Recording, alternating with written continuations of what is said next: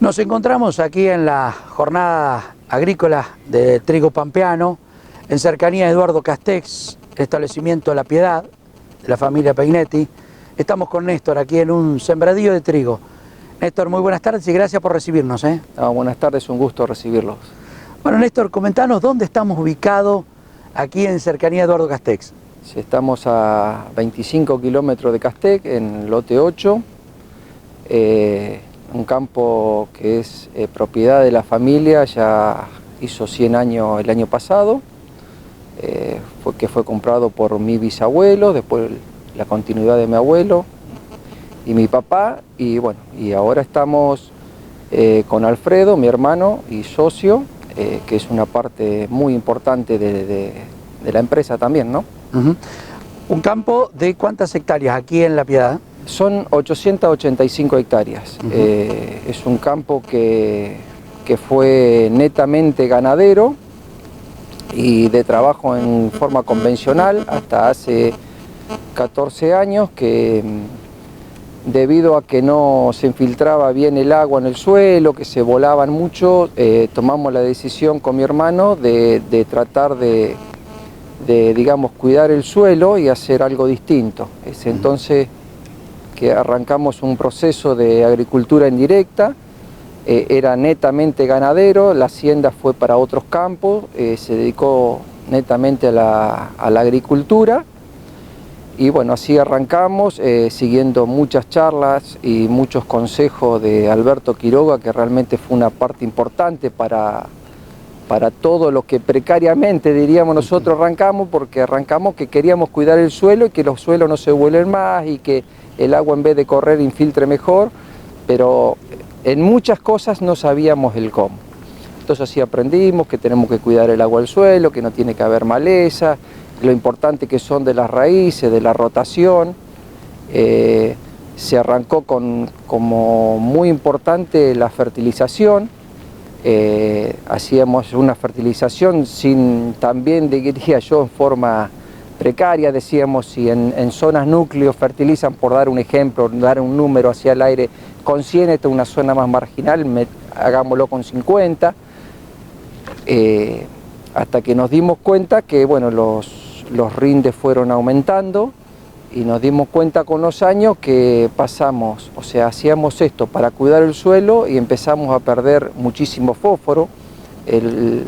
Los análisis cuando arrancamos daban 17, 15 partes por millón y estábamos en 8, en 9, o sea que con el aumento de los rindes nos estábamos comiendo todo el fósforo, y pasamos nos empezó a hacer ruido el tema de ese, que nosotros queremos cuidar el suelo para que generaciones que vienen puedan seguir produciendo, dado que uno siempre le hace ruido que tiene que pasar y dejar algo, ¿no es cierto? Hemos estudiado en escuelas públicas, nos atendemos en hospitales públicos, entonces uno lo que puede dejar es solamente que las generaciones que vienen, sean de la familia o no, porque uno nunca lo sabe, en el suelo que uno deja esté apto para producir, y no que esté desgastado y no se pueda producir. Entonces arrancamos ya hace unos años con un trabajo con Cristian Álvarez, el INTA, que está haciendo ensayos de fósforo. Empezamos a hacer análisis de suelo todos los años, antes de cada cultivo, y ponerle el fósforo el nitrógeno que necesitan de acuerdo a los rindes que estábamos logrando. Y en el tema del fósforo, como lo habíamos perdido, arrancamos una recuperación. Una recuperación, no te digo, pero todos los años evaluamos rinde, seguimos planillas y le agregamos de fósforo de lo que se lleva el cultivo un 5 o un 10% más. La idea es que en 10 años nosotros podamos recuperar, lo veremos, ojalá podamos recuperar el fósforo y el suelo esté en las condiciones que nosotros queremos. Así fue que cada vez empezaron a entrar más empresas, por decirte, Monsanto debe hacer 10 años que hace ensayos de maíz acá, que a nosotros nos sirve muchísimo porque prueban siempre híbridos nuevos que después terminamos probando, utilizando nosotros porque sabemos cuál es el que se comporta mejor en nuestro campo. Después se acercó, como te dije, Cristian Álvarez, que está haciendo un trabajo muy importante con los ensayos del INTA, y también se acercó la gente de Bunge a través de Matías Sachs. Matías Sachs en la parte de fertilización yo digo que le dio un clic a la empresa, porque fue el que con sus charlas, con sus ensayos, nos marcó el camino de cómo recuperar el fósforo. Después se empezaron a hacer ensayos de azufre y zinc, y nos dimos cuenta que el zinc, por ejemplo, en maíz, hay una diferencia de 500 kilos por la deficiencia que tiene en el suelo. También empezamos a agregar una fertilización de zinc, 250 kilos en el trigo, también lo estamos incorporando ahora. Y bueno, ese es el camino que vamos todos un poquito. La gente de fertilizar también hace ensayos de distintos fertilizantes para ver qué resultados se logran. Y bueno, esa es un poquito la historia y el camino que vamos. No negociamos la fertilización y hacemos muchísima rotación. Néstor, con relación, digamos, a este proceso, porque son procesos de años de experiencia, te ayudan los técnicos y las empresas como para ir encontrándole el curso. Si te planteas lo que hiciste hace 15 años o el campo que tenías hace 15 años, ¿cómo lo podés comparar hoy en día, digo, con estos objetivos que te plantean, ¿no? Sí, digamos que fue un cambio totalmente... yo siempre digo que los campos se manejan por producción y después la parte económica va de otro lado. Pero en producción mejoraron mucho. Por supuesto que hubo cambios en otras partes, porque, qué sé yo, los maíces nosotros no los sembrábamos en esta zona y siempre se creían que los suelos no venían porque se secaban en enero. Es un ejemplo que nos pasaba siempre. Y hoy es el principal cultivo. Pero sí hubo que hacer muchas modificaciones, o sea, hubo que hacer un feedlot para el engorde, porque ya la hacienda no está acá dentro de los lotes de agricultura. Bueno, como sabés, también se hizo una cabaña para la parte de la vaca, se hizo mucho picado, se utiliza mucho el picado no solo para el feedlot, sino para la ganadería, por la cantidad de hectáreas menos que uno dedica a la agricultura. Pero si uno lo tengo que mirar en logros de rinde del campo, realmente con Alfredo hemos logrado un cambio muy importante. De decirte, en maíz, hoy se ha llegado a lograr arriba de 11.000 kilos de maíz. Claro. Sí. Se ha cosechado año con casi 9.600 de promedio. Cuando ya te digo, era un cultivo que no se hacía acá. Que no se hacía, exactamente. Néstor, bueno, en esta jornada, digamos, vos nos describiste muy bien los procesos, ¿no? Para lograr lo que hoy vemos. Aquí estamos en un cultivo de trigo. De aquí, de esta zona, y en particular aquí de este establecimiento, han sido trigos que han producido y que han sido premiados, ¿no? En distintas etapas de los diversos concursos. O sea, ustedes el trigo también lo toman como un cultivo, ya no como un comodín para el negocio de la empresa, sino como un cultivo importante, ¿no? Yo diría que es un cultivo muy importante, porque como yo te arranqué contando la historia del lote, del campo, José,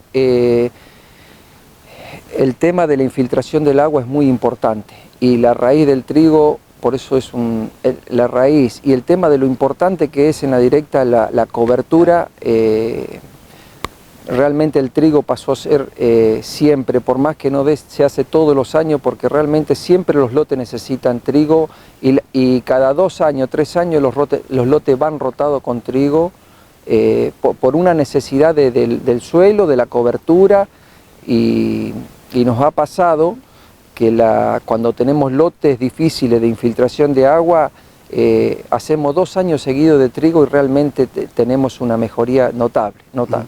O sea que ustedes cosechan el trigo a cola de cosechadora y ahí tienen la producción, pero después todo, la cobertura que les deja también es una cosecha que engorda el maíz que viene, la soja que viene, los cultivos que vienen, ¿no? Exacto. Sí. Vos lo describiste así, en años buenos, cuando quiero decir que de lluvias, que tenemos buena lluvia en diciembre, arriba de los trigos se hace soja.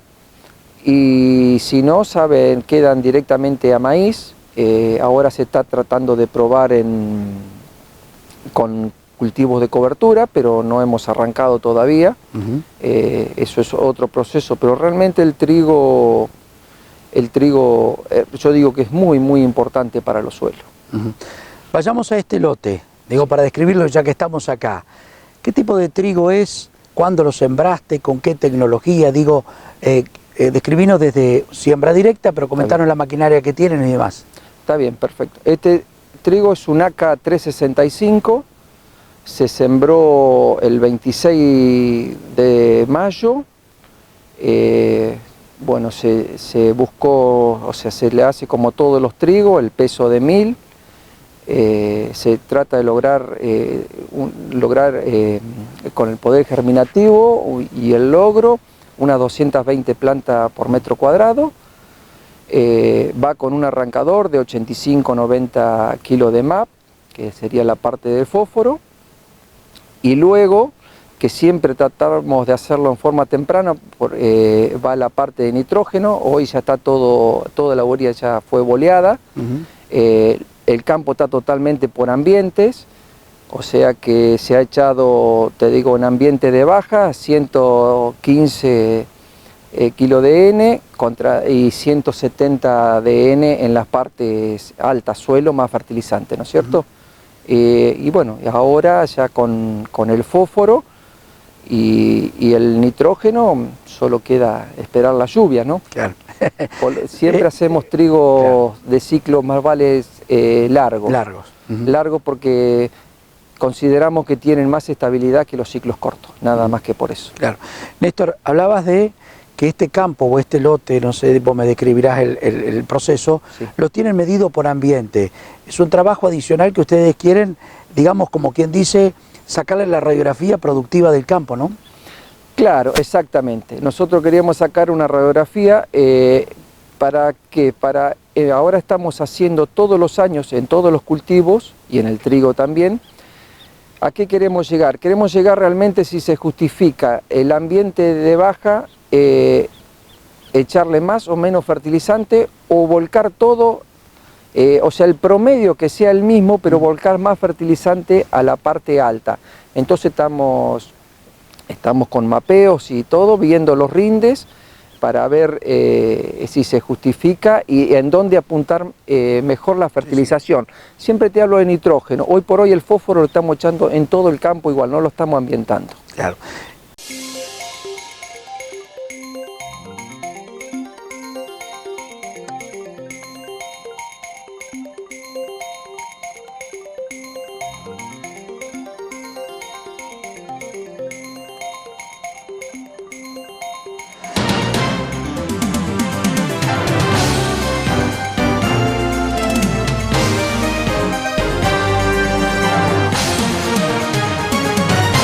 ¿Qué tipo de maquinaria están usando? Digo, más o menos maquinaria propia. Sí, digamos.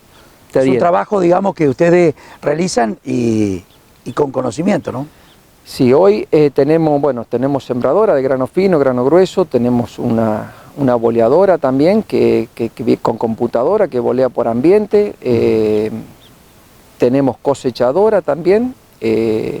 Lo único que no tiene la empresa es fumigadora, porque hemos conseguido realmente un chico que se inició, que quería, que fue siempre, digamos, trabajó en máquinas y se inició hace unos años como para trabajar en su propia empresa.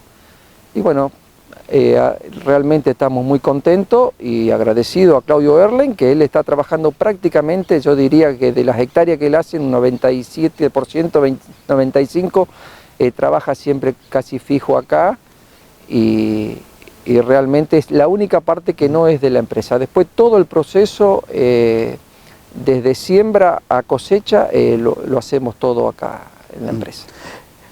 Hablábamos de los procesos, y estos cambios significa también actualizarse el maquinaria, o sea, también para hacer un mapeo, digamos, monitorear por producción, implica que después tenés que tener una buena sembradora que aplique, o elementos que apliquen los fertilizantes y la semilla en el lugar correcto en base a los datos que ustedes tienen, ¿no? Perfecto, sí, sí. Casualmente hoy estábamos averiguando precios de maquinarias que vienen con el sistema de precision planting, cortes por sección y todo eso para toda esta tecnología que uno va poniendo día a día. Siempre necesita un poquito más de maquinarias distintas, digamos.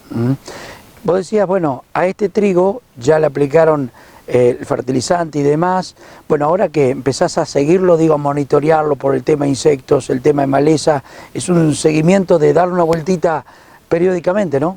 Sí, ahora empieza el proceso de que uno empieza a mirar que no tenga malezas, eso se cuida, y cuidar las enfermedades del trigo que pueden aparecer, más que nada que hoy en la empresa estamos haciendo de trigo diría un 70% de grupo 2, que necesitan un poquito más de fertilización, rinden más, pero necesitan para lograr proteína un poco más de fertilización, y también por ahí llevan un fungicida más que otros trigos. Entonces todo eso lleva, yo te diría que semanalmente, cada 10 días, se hace un monitoreo de todos los lotes. Está bien. Néstor, estos trigos aquí en la zona de Castex, ¿qué rindes han tenido en este campo? ¿Qué rindes, digo, en general, ¿no? Digamos, después habrá años mayores o menores, pero más o menos en promedio, ¿no? En promedio, yo te diría que es 3.000, 3.500. Hoy, para que te des una idea, en este año que puntualmente arrancamos con mayor humedad abajo el suelo, que no es un tema menor, la fertilización se hizo entre 3.000 la parte de baja para lograr 3.000 kilos, y lograr un 4.500, 4.800, 5, porque hemos pasado inclusive los 5.000 kilos en años buenos en la parte de alta, ¿no? Claro. Néstor, recién fuera del micrófono vos contabas una anécdota de tu padre, ¿no? De las vivencias de la familia, y decías, bueno, se pagó un campo con una cosecha de trigo, ¿no? ¿Qué historias, ¿no?, hay detrás de este cereal tan noble para el pampeano, ¿no? Sí, casualmente hablábamos ayer en una mesa de café, y yo contaba la historia de mi papá, que falleció lamentablemente el año pasado con sus casi 95 años, y fue para nosotros una parte importantísima, porque él siempre me decía, por ejemplo, los tractores, dice, él se levantaba a las 2 de la mañana a encerrar los caballos para arar a caballo, ¿no? Entonces le tocó hasta esa parte. Mirá si habrá trabajado, ¿no? Y él siempre me contaba una historia, que mi bisabuelo, que fue el que compró este campo, el año que lo compra lo sembró totalmente de trigo, y con la cosecha de trigo pagó las 885 hectáreas de campo. Fíjate si son distintos, y la historia que ha tenido el trigo a lo largo de los años, ¿no? Claro, pero bueno, pero sigue estando en importancia para ustedes como familia, con ese inicio que fue venturoso, y ahora sigue siendo un cultivo noble para ustedes y para los agricultores de la zona, ¿no? Sí, yo creo que sí. Yo creo que, ya te digo que para lograr el tema del suelo, para lograr cobertura, lo que hacemos directa, para un montón de cosas, yo creo que el trigo en la rotación va a estar siempre. Va a estar siempre, y siendo una pieza importante dentro del sistema agrícola. ¿La calidad del trigo les importa a ustedes o el volumen, digo, de producción? Digo, porque después viene lo en base a la calidad o en base al resultado va lo económico, ¿no? Sí, la calidad del trigo, hay años que es importante, pero ahora está habiendo una diferencia muy importante de los grupos 2 en trigo, que no tienen tanta calidad, pero a la ecuación económica hacen bastante ruido sobre los grupos 1 de más calidad. Entonces un tema, siempre se trata de hacer algo de trigo de calidad, no todo eso, pero realmente ya te digo, hoy tenemos de grupo que puede dar más calidad un 30% y el 70% de grupo más de rinde por la ecuación económica, ¿no?, que viene dando. ¿Qué porcentaje del campo utilizan de trigo? Digo, teniendo en cuenta que, bueno, tienen cosechas de gruesa, hacen bastante maíz y demás, y de trigo. ¿Cómo está el lugar del trigo en este esquema de producción que ustedes tienen? El esquema de producción, la idea nuestra es tratar de hacer, digamos, porque mayormente se hacen 3 cultivos acá, soja, maíz y trigo. Y se está haciendo en un 33%. ¿Qué ocurre con el trigo? El trigo siempre yo digo que entra como un cultivo de segunda, porque siempre va arriba de las hojas. Entonces no todos los años tienen los lotes bien humedad. Entonces cuando ocurre un año que podemos juntar humedad bajo el suelo, como este año, qué sé yo, el año pasado sembramos los trigos con 30 milímetros en el suelo. Hoy están en 130, 100. Entonces este año se hizo más de ese porcentaje. El año pasado se hizo menos, pero la idea es eso, tratar de rotar todos los años y es más, si se repite un cultivo, se trata de repetir el trigo y no otro. Cuando vos pasó a la sembradora, cuando vos los ves ahora o cuando lo verás acá 3 meses, ¿cuándo te gusta más? Cuando va, como agricultor te lo pregunto, ¿no? Cuando sale la semillita y está brotando, lo ves que hay un pelito sobre la hilera, o cuando ya empieza digamos, a flamear sobre el campo. Yo diría que cada estadio del cultivo tiene su parte linda. Yo me enfoco mucho en todos los cultivos más que en los cultivos en el suelo. O sea, a mí es una alegría, me pone, hacer un pocito en el suelo, ver las lombrices, ver todas esas cosas que... pero después es muy importante un buen logro. Un buen logro de semillas es muy importante, porque si vos fertilizaste, volviendo a tu pregunta y respondiéndote, si tengo que elegir un estadio, elijo este. Elijo este, ¿por qué? Porque cuidar la humedad depende de mí, pero llevan 60 días sin llover y muchas veces hay sectores que no tienen buena, que vos parece que no fue el año, pero hay años que pasa. Entonces cuando vos ves que lograste las plantas que querías echar, o sea, la semilla que echaste se transformó en nacimiento de las plantas que vos querías lograr por metro cuadrado, y vos decís, bueno, yo de la parte mía ya hice todo, porque le cuidé la humedad, no tiene yuyo, logré el nacimiento de la semilla, y bueno, ahora depende de la lluvia, porque tiene todo para desarrollarse. Ya le di todo el ambiente para desarrollarse. Tiene humedad, tiene buena fertilización de fósforo de arranque, tiene el nitrógeno. El nitrógeno es una parte importante que por ahí, que es muy común, que me ha pasado, inclusive a nosotros nos ha pasado y lo hemos corregido. Muchas veces el productor esperamos que llueva para aplicarlo, por si no llueve, y termina siendo muchas veces un error, porque todo lo que boleamos en nitrógeno necesita una lluvia para incorporarse. Entonces lo que aprendí es lo que, por experiencia, porque pues nos ha pasado, hemos tomado la decisión de bolearlo enseguida, porque si no siempre necesitamos 2 lluvias. Llovió, tomo la decisión y después necesito otra lluvia para incorporarlo. Por eso ya se toma la decisión de entrada. Pero volviendo a tu pregunta, este es el mejor estadio. Este es el mejor estadio. Y se ve muy bien, así que... Se ve muy bien. Néstor, ¿vos tenés algún potrero que decís, este es para el trigo, o seguís una ecuación de rotación y en base al antecedente, el antecesor, ahí vas eligiendo digamos, los lotes? No, se rota todo el campo. Todo el campo. Sabemos que de este lote de trigo o se va a soja de segunda, o se puede repetir trigo o va a maíz. El maíz va a soja y la soja va a trigo. Eso es, por eso tratamos de lograr digamos, ese 33% de los 3 cultivos que hacemos en agricultura. rota el campo tratando de no repetir cultivos.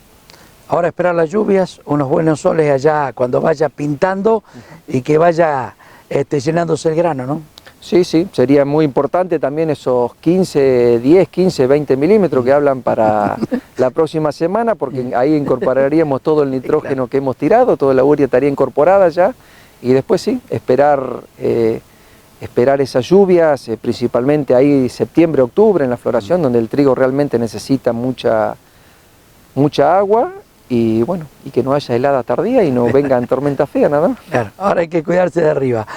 Néstor, desde ya muchísimas gracias por conocer otra historia de un productor, una familia de productores, junto a Alfredo, tu hermano, comprende esta familia de productores pampeanos que aquí están surcando el suelo. Y en otra oportunidad iremos a otra etapa de ustedes, que es la cabaña de la Verdinangus. Pero ahora nos vamos a centralizar en el trigo. Muchas gracias. No, gracias a vos, José, te agradezco mucho, y gracias principalmente porque durante tantos años nos brindás tanta información y nos servís de tanta ayuda a todos los productores.